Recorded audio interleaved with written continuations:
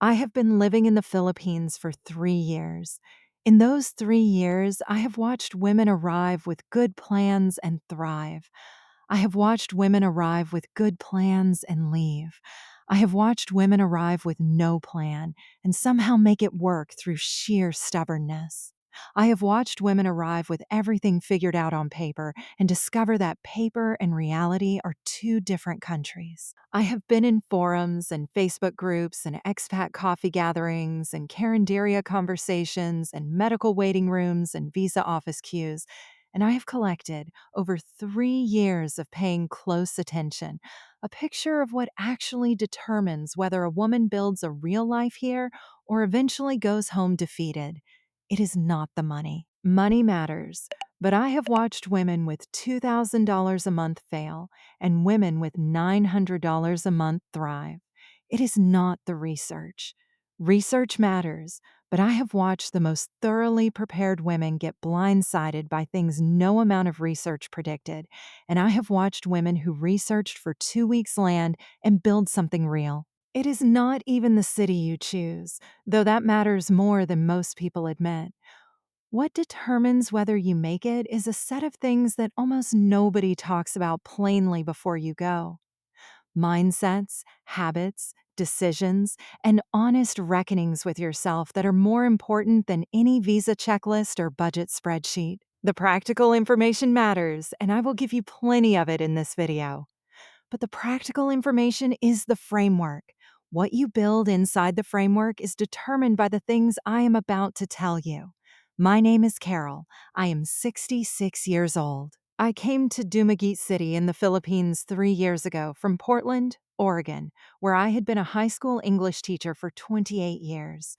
My income was $1,580 a month.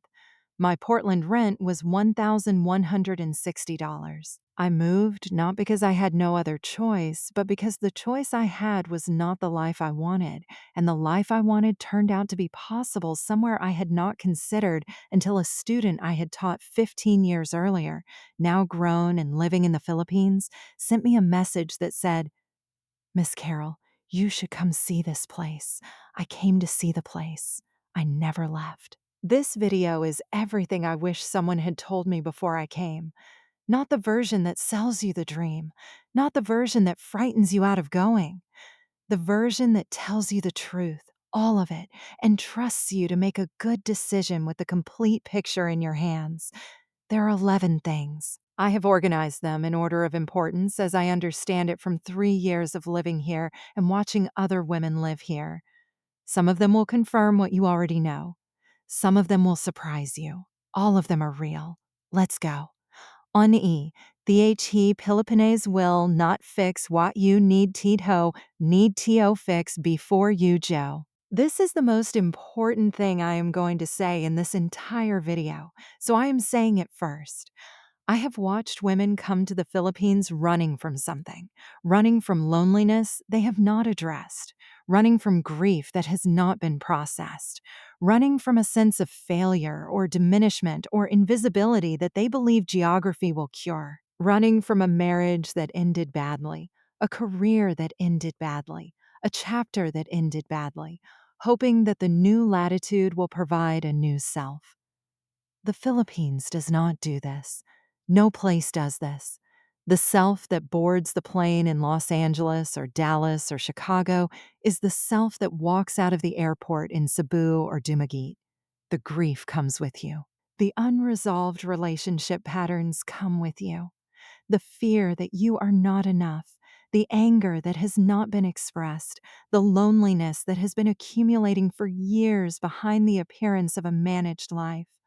All of it comes with you in the same bag as your passport and your medication and the small photograph of your grandchildren that you have put where you can see it. What the Philippines can do. And this is real, and I have seen it happen, and it is one of the more remarkable things I have witnessed in 3 years, is provide the conditions under which change that you have already committed to becomes more possible. The warmth of the people creates an environment where isolation is harder to maintain than it would be in an American apartment building. The cost of living removes the financial anxiety that was using up the cognitive and emotional bandwidth you needed for the actual work of healing.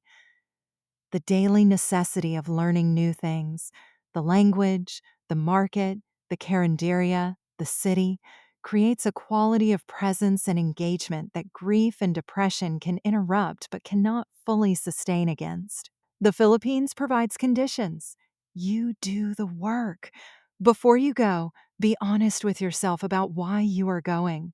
If the honest answer contains the word escape, do not leave that word unexamined. Escaping to is different from escaping from, and the distinction matters enormously for what happens when you arrive. Escaping to is. I want the cost of living, the warmth, the fresh food, the community, the different quality of daily life. Escaping from is. I want to stop feeling what I am feeling in my current life. The first reason produces a plan. The second reason produces a temporary anesthetic that wears off around month 3 when the novelty is gone and whatever you were running from is sitting in your apartment in Dumagate waiting for you. Go. Go for all the right reasons. Just make sure you know what they are. TWO, your first, 3-mon HS, ARE, a different country from THE rest. I say this to every woman I speak to who is considering this move, and I am saying it to you with the emphasis it deserves. Your first 3 months in the Philippines will not accurately represent what life here is actually like. They will be harder, more confusing, more exhausting, and more lonely than life here actually is. If you evaluate the decision based on what you feel in month 2, you will make the wrong evaluation almost every time. Here is what month 2 actually is. Month 2 is the month when the excitement of arrival has dissolved and the belonging has not yet formed, and you are in the middle of learning a new operating system with no user manual in a climate that is aggressively unlike anything in your previous experience, while also managing the bureaucracy of your visa status and the logistics of your housing and the anxiety of a banking system you are still figuring out, and the loneliness of a person who has left everyone she knew and is not yet known by anyone here. Month 2 is genuinely hard. Month 2 is when most women leave. Month 4 is different. Month 4 is when selling at the fish table has started setting things aside. Month 4 is when the carinderia woman knows your order. Month 4 is when the neighbor has knocked twice with food you didn't ask for. Month 4 is when the jeepney routes are automatic rather than effortful. Month 4 is when you wake up in the morning and the first thought is about the day rather than about whether you made a mistake. The distance between month 2 and month 4 is the distance between the decision to go and the life that the going produces. You cannot skip from one to the other.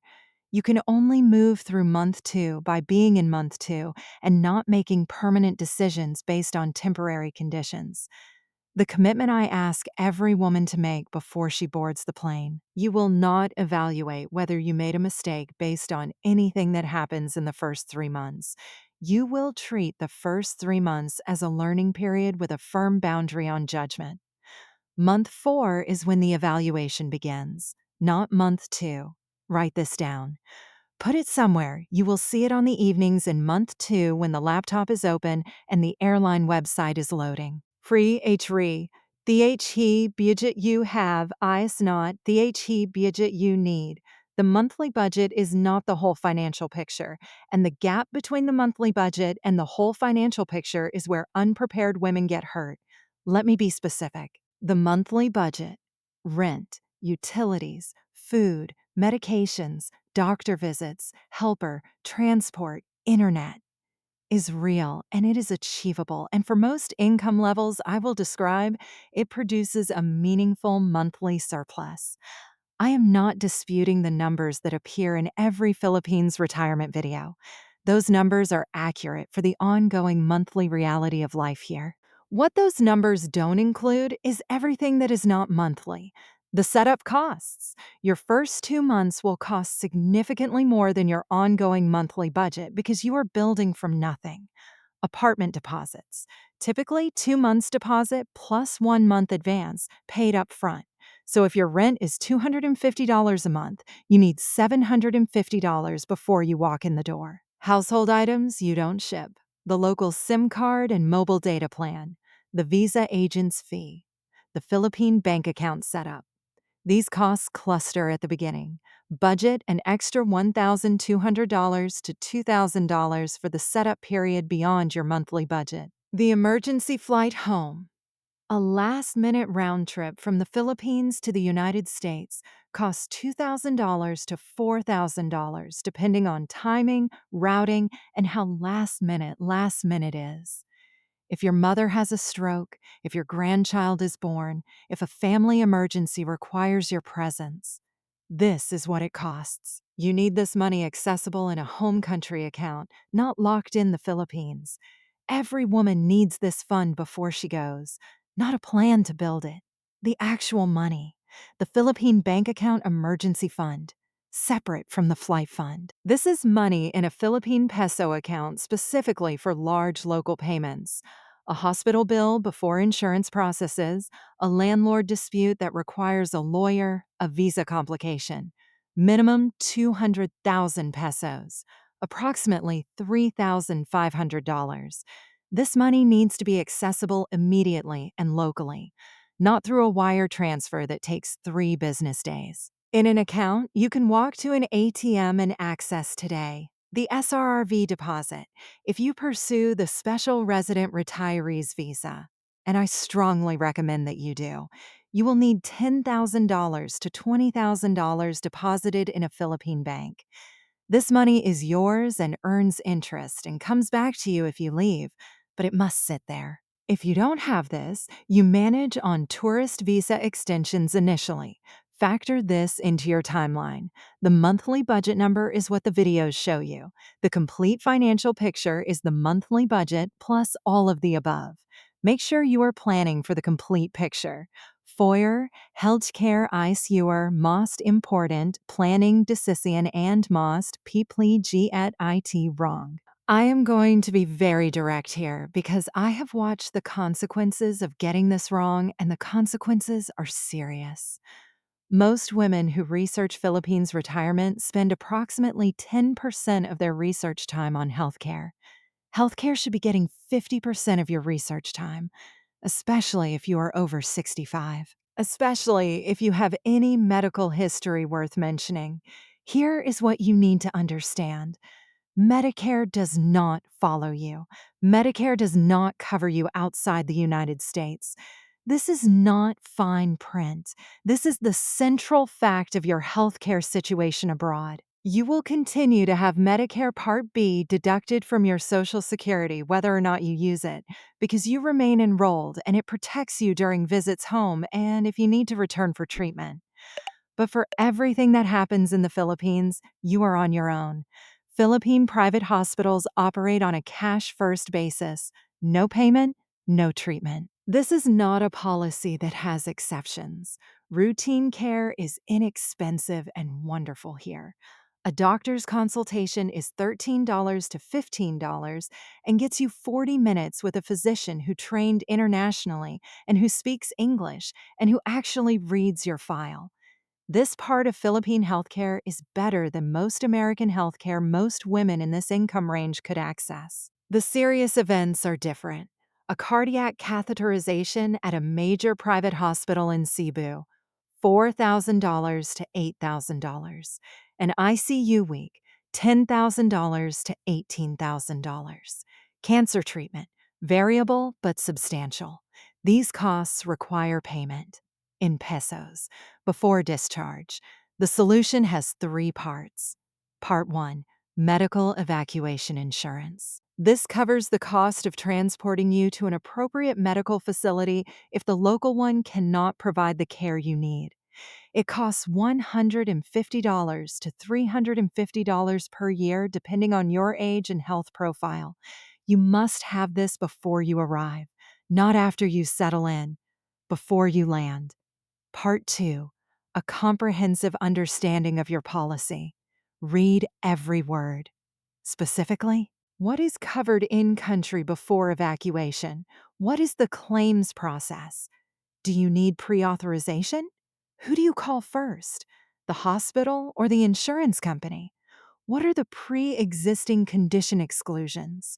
Your elevated blood pressure, your prior surgery, your elevated PSA, your cholesterol history. What does your policy say about each of these specifically? Know the answers before you need them. Part 3, a written healthcare plan. Which clinic for routine care? Which hospital for emergencies? At what point you transfer to Cebu or Manila? At what point you evacuate? Who holds copies? Financial information included. Not just medical information, but your insurance policy numbers, your emergency contact, your Philippine bank account information for a large payment. Authorization for your emergency contact to make decisions if you cannot. A note on age. If you are under 65, comprehensive international health insurance is obtainable at rates that, while not small, are manageable. If you are 65 to 70, pre existing condition exclusions require careful reading. If you are 70 to 75, comprehensive coverage is more difficult. If you are 75 or over, you need an especially conservative healthcare plan, and you need a physician here who knows your history extremely well and who you see regularly. This is not a reason not to go. It is a reason to plan more carefully than the videos suggest. 5. Th hidi u chos matters more than most people adm. The videos about Philippine retirement treat the country as a relatively uniform destination. It is not. Where you live will determine the cost of your life, the quality of your healthcare access, the size and nature of your community, the daily texture of your experience. Choose carefully. Here is the honest comparison of the 4 cities where most women end up. Dumaguete is where I live and where I am most qualified to speak about. It is the most commonly recommended city for solo women for reasons that hold up to scrutiny. It is small enough that you become genuinely known within months. It has a university at its center that gives it a particular intellectual and social texture. The expat community of older Western women is active and genuinely helpful without being insular. The cost of living is among the lowest of the 4 cities, and the culture in Dumaguete is gentle in a way that is not just marketing. The city's nickname, City of Gentle People, is something you feel in the daily interactions at the market and the carinderia and the neighborhood. The honest downsides. It is small, and if you need the stimulation of a large city, it will feel that way. The international airport is in Cebu, which adds a leg to every international trip. The internet infrastructure, while improved, remains less reliable than Cebu City. Iloilo is the most underrated city in this conversation, and I say this based on what I have heard from the women I know who live there. It has the best food culture in the Philippines, a genuine culinary reputation that produces daily eating experiences unavailable in other cities. It has university energy, a cafe scene, a walkable city center, and a Filipino warmth that women consistently describe as more enveloping than anywhere else. The expat community is smaller and more genuinely integrated with Filipino daily life than Cebu's. The cost is comparable to Dumaguete. The honest downside: less expat infrastructure means more building from scratch. Cebu City is the most practical choice for one specific reason: healthcare. It has the best private hospital infrastructure in the Visayas. It has specialist care across most fields. If you have a serious medical history or a health profile that requires specialist access, Cebu City is where you want to be. It also has direct international flights, which matters for women who travel back to the U.S. regularly. The honest downsides: it is more expensive than Dumaguete or Iloilo. It is more chaotic, and the scale of the city makes the neighborhood belonging that defines the best Philippine experiences harder to build. Davao is the most overlooked city on this list. It is extremely safe within the city, consistently ranked among the safest cities in Southeast Asia. has the coolest and most pleasant climate of the four, the most unusual and extraordinary food, and a cost of living at the lowest end of the Philippine range.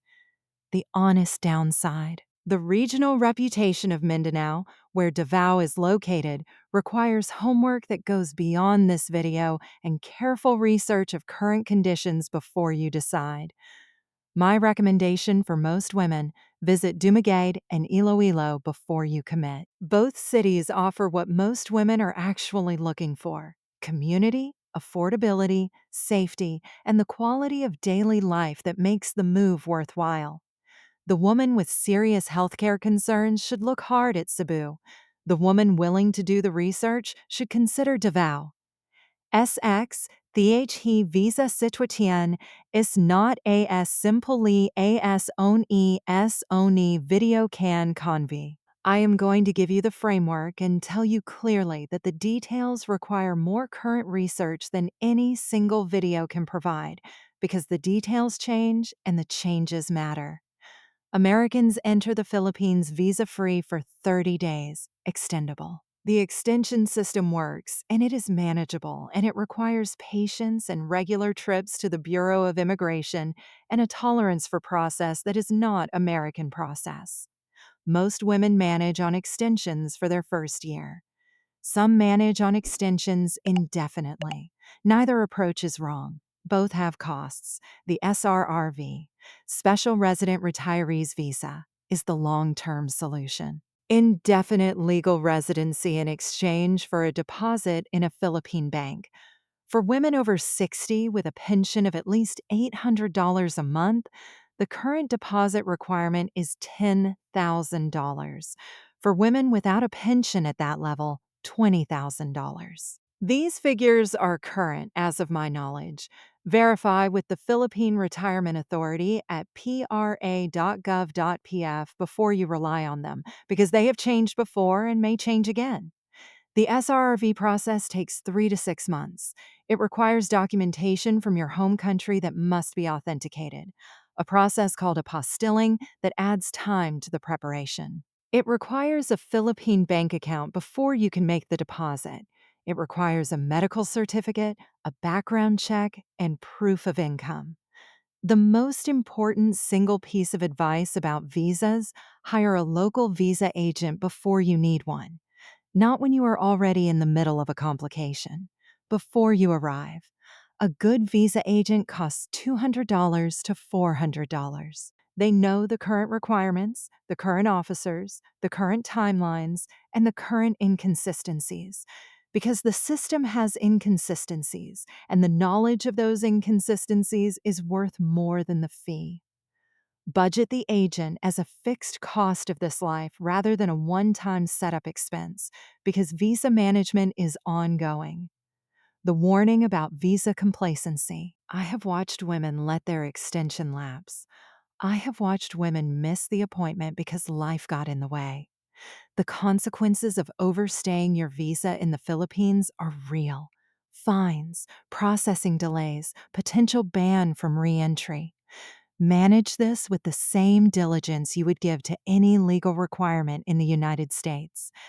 The system is manageable. Neglected, it creates problems that are expensive and stressful to resolve. 7. The will surprise you, and he surprise yous both H ways. Everything you have heard about Filipino warmth is true. I want to say that without qualification, because I think the skeptical voices that call it exaggerated or performed or the result of an economic relationship are wrong, and I have 3 years of daily evidence for why they are wrong. The warmth is structural. It is not the warmth of hospitality in the American sense, the warmth of welcome offered to guests. It is the warmth of the assumption that the people near you have a claim on your attention and you have a claim on theirs.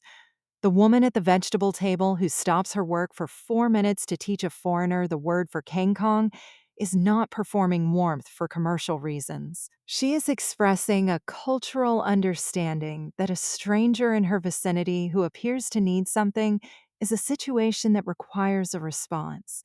The response is the response. It does not ask to be thanked. I want to tell you something about the surprise that goes the other way. Filipinos will surprise you with their warmth. You will also surprise them. And this is something almost no video ever addresses with your aloneness. The concept of a woman choosing to live alone in a foreign country voluntarily, without family nearby, without a plan to acquire family nearby, is genuinely novel in Filipino culture in a way that produces a specific response. That response is not rejection. It is adoption. The people in your building, your market, your carinderia will not leave you alone in the way that the people in your American apartment building left you alone. They will knock on your door. They will appear with food. They will ask where you are going and whether you have eaten and whether you are well. They will include you in things you have not been invited to because invitation is not quite the operating concept. Proximity is the operating concept, and you are proximate, and so you are included. This is wonderful. It is also, occasionally, an adjustment for women who are accustomed to a certain quality of privacy. Not because Filipinos are intrusive, they are not, in the sense of taking without asking, but they are present in a way that American apartment life did not prepare you for. Marisol across the landing who notices when you haven't been seen. The landlady who appears with food not because she was asked, but because she made extra and you were on her mind. The market vendor who remembers your preferences before you have told her what they are. Let this happen. The most common mistake I watch women make is holding the warmth at a professional distance, treating the carinderia as a restaurant rather than a relationship, treating the market as a grocery store rather than a community, treating the neighbor's knock as an imposition rather than an act of care. The women who hold the warmth at arm's length are the women for whom belonging never quite forms. The women who let it in, who go to the neighbor's door when the knock comes, who accept the food without excessive thanks, who show up to the fiesta even when they weren't explicitly invited, are the women who, 6 months in, find themselves genuinely home. EIGS, WH hat, you will, MISS will surprise you.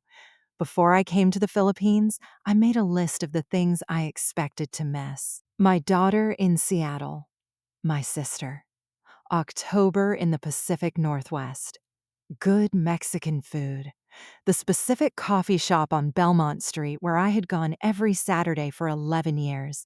Some of these things I miss exactly as I expected. My daughter, daily, in the accumulated and specific way that parents miss their children when geography separates them. October in Oregon, which has a smell and a light that the Philippines cannot replicate because it is a different latitude and a different season, and no amount of beautiful Philippine evening substitutes for the particular amber quality of an October afternoon in the Northwest. Here is what I did not expect to miss. I did not expect to miss being known in context. When you move to a new country at 63, nobody knows who you were. Nobody knows you were a teacher who had a student in 1998 who still writes to you.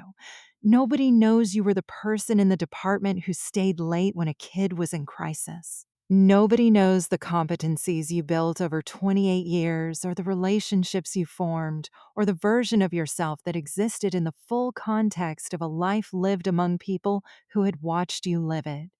You start from zero. The woman at the carinderia knows you as the American who orders the fish soup on Thursdays. Your neighbor knows you as the woman on the second floor who walks to the market early. These are real relationships, and I value them. They are not the same as being known by people who have known you for decades. I did not expect to miss American humor. The specific shorthand of shared cultural references, the jokes that require understanding what a particular TV show meant in 1987, the ability to make a reference that lands instantly with everyone in the room because everyone in the room grew up in the same cultural atmosphere.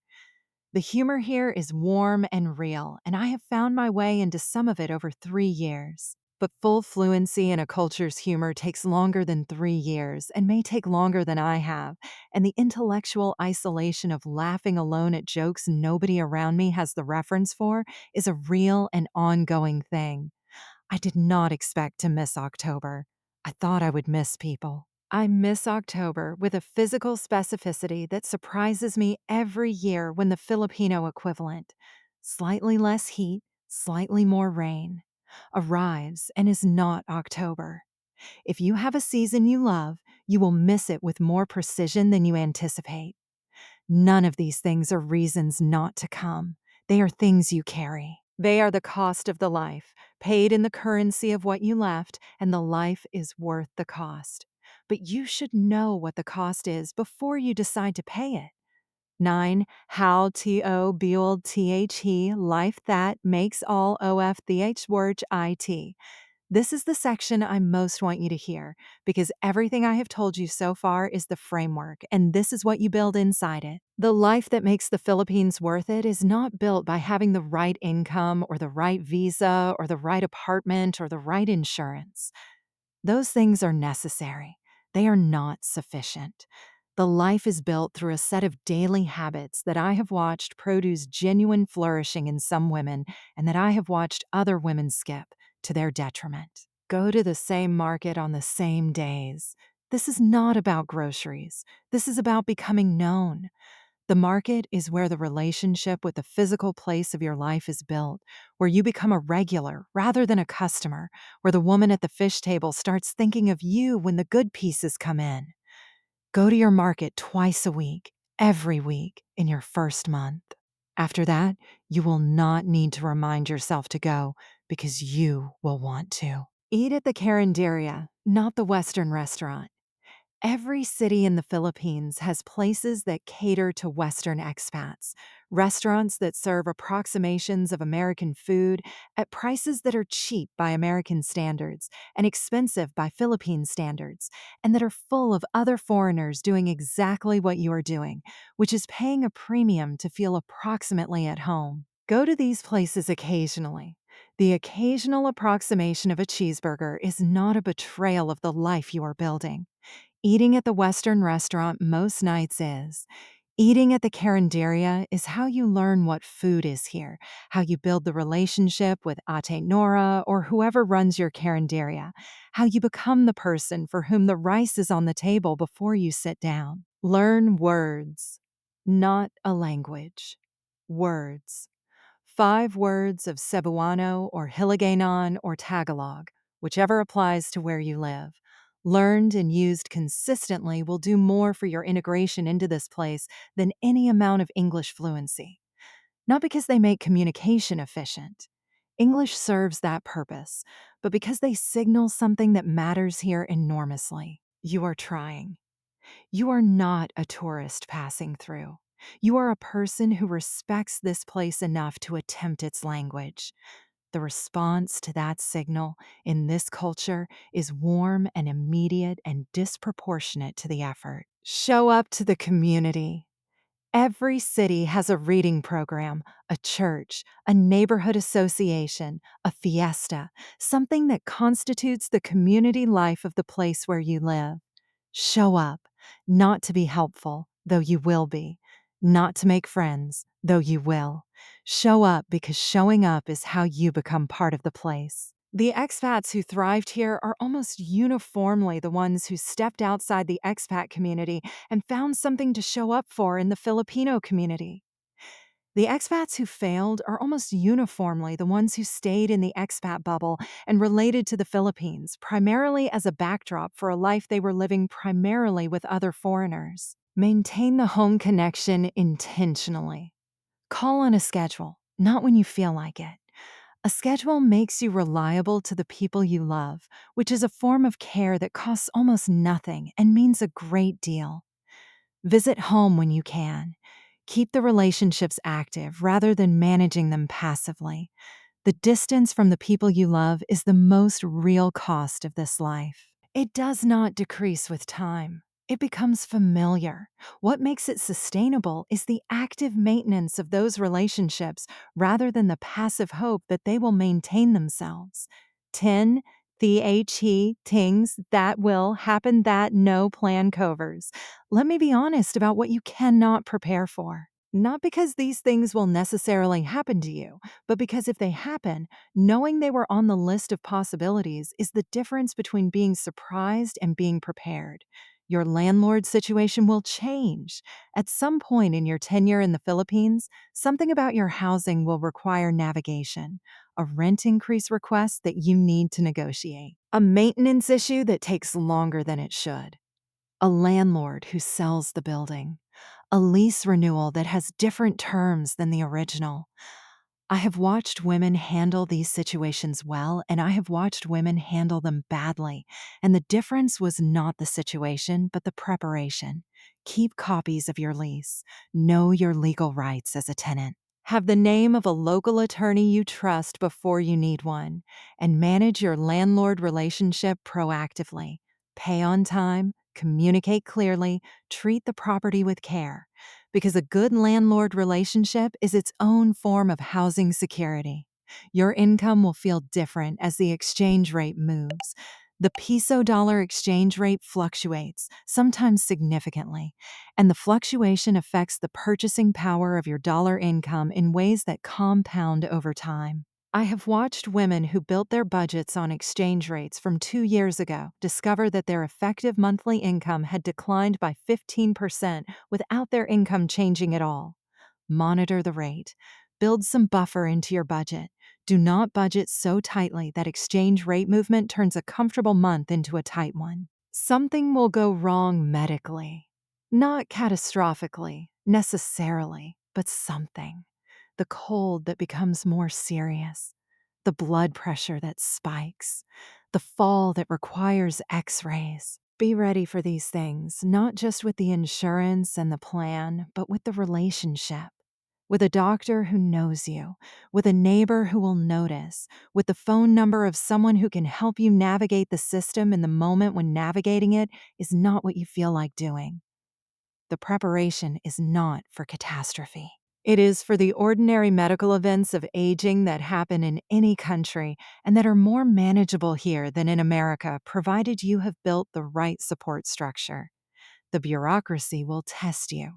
The visa office will be more frustrating than you anticipated. The bank will require documentation you did not bring on the day you go. The utility company will send a bill you do not understand. The internet provider will fail at the worst possible moment. None of these things are unique to the Philippines. American bureaucracy produces its own frustrations, but they are bureaucracy in a foreign language and a foreign system, and the frustration of that is real. The response that works. Patience. A good agent for the things agents handle. A local contact who can help with the things agents don't. And the internalized understanding that the system works on its own timeline and that resisting the timeline costs more energy than accepting it. E11. He, honest Hannes were, TOWHO. I have saved this for last because I think it is the question underneath every other question, and because I think it deserves more than the easy answer. The easy answer is yes, go. The Philippines is extraordinary, and the life available here on a fixed income is genuinely unavailable in America at any realistic price. And the warmth of the people is real, and the community is real, and the food is real, and the mornings are real, and you will be glad you went. The easy answer is true. It is also incomplete. The honest answer is you should go if you can honestly say yes to all of the following. You are going towards something, not away from something that you have not yet addressed. You have the complete financial picture, not just the monthly budget, but the setup costs, the emergency funds, the insurance, the visa deposit, and the picture works. You have the healthcare plan, not the intention to get the healthcare plan. The plan, with the insurance policy purchased and the written document completed and the copies distributed. You have made the 3-month commitment, the genuine, written, promise to yourself commitment that you will not evaluate the decision based on anything that happens in the first 3 months. You are willing to let the Philippines make you into someone slightly different, more patient, more present, more willing to be known slowly rather than introduced quickly, more comfortable with the warmth of strangers and less dependent on the privacy of the familiar. You are willing to miss things. October. The coffee shop. The person who has known you for decades and who you will now talk to on a screen on Sunday evenings. Missing these things is not weakness, and it is not evidence of a mistake. It is the cost of the life. You must be willing to pay it. If you can say yes to all of those things, you should go. The life on the other side of the yes is real and full and worth every difficult thing I have described in this video. If you cannot yet say yes to all of them, the work is not to go. The work is to get to yes on each one and then go. Let me close by telling you what this life has actually produced for me, specifically and without embellishment, so that what I have told you for the last hour lands in something concrete. I wake before 6. I make coffee on the 2-burner stove. Baracco coffee, locally grown, nothing like the coffee I drank in Portland. I sit on the balcony with it and watch the boulevard in the early morning. The fishing boats, the first walkers, the light arriving over the water that is genuinely one of the better things I have seen in my 66 years of mornings. On Tuesday and Saturday, I go to the Palenque. Nelda has the fish set aside. Manang Sita has opinions about the vegetables and shares them without being asked. I have been buying from both of them for 3 years. My absence would be noticed. 3 mornings a week, I go to a reading program at a community center near Silliman University. I sit with children learning to read in English. A girl named Divine has been saving me the chair beside hers for 2 years. She reads with the focused intensity of someone who has discovered a capability and has decided it belongs to her. She is right.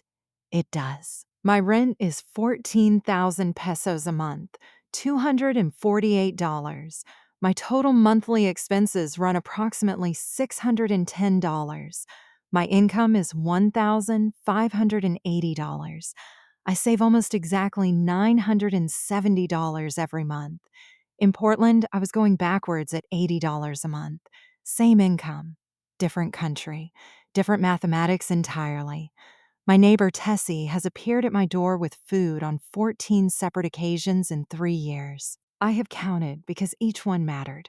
She does not do this because we have an arrangement. She does it because I am her neighbor and she is a person who feeds people and I am a person within her reach. I have not opened the airline website once, not in 3 years, not even on the hard evenings. And there have been hard evenings. I will not pretend there haven't. When Portland seemed very far away, and October seemed like something that happened to other people. The last thing I will say is the truest thing I know about this life after 3 years of living it. I came to the Philippines for the money. The money works, and it mattered, and without it, none of the rest of this was possible. But the money is not why I am staying. I am staying because of Divine saving the chair and Tessie with the food and Nelda with the fish and the morning on the balcony and the boulevard and the light on the water and the deep specific pleasure of being a person who shows up to the same places on the same days and is known there. I am staying because here at 66, I am not invisible. That is not something you can put a monthly budget number on. That is what the Philippines gave me that no spreadsheet had a line for. Go find out what it gives you. Do the preparation. Make the commitment. Let the place teach you. You will not regret the learning.